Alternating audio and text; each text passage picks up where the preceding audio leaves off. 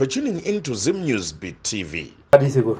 Aiwa, chakanaka mbwere, chakanaka. Tinotenda isusu. Sekuru vazukuru venyu vakawanda ndingati masvondo apfuura makanga muri kuZhombe muine mhuri yekwamugwagwa. Asi kwakazoitwa chikumbiro mushure mekunge mabata basa pamusha waChief Gwesela kuti Sekuru hazviite here kuti vadzoke vabatsirewo nharaunda nedzimwe mhuri dzakawanda.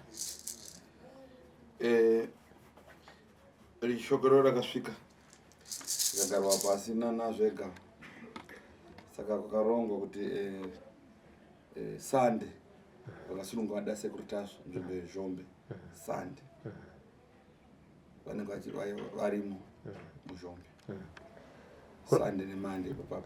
Sande neMande. Yeah. Kana zvawanda basa rinosvika uchipiri musi wa21 unowa uri musi futi zvekare musi wa21 wandoti kunogomatare tateguru Tasvu vanenge vakuzorora machira akusungwa takuitira mwedzi wambudzi. Alright. Vazukuru vari kuuya kuZhombe PaChief Gwesela ndo pamunenge muchiitira matare anditika vanouya nei, nekuti vamwe vangazofunga kuti tiri kungouya tiri kubatsirwa naSekuru Tasvu. Vane here cheuviri chavanenge vakabata, vane here matare ndinoziva kuti mari yetsambo kana kuti zvakamira sei ipapo?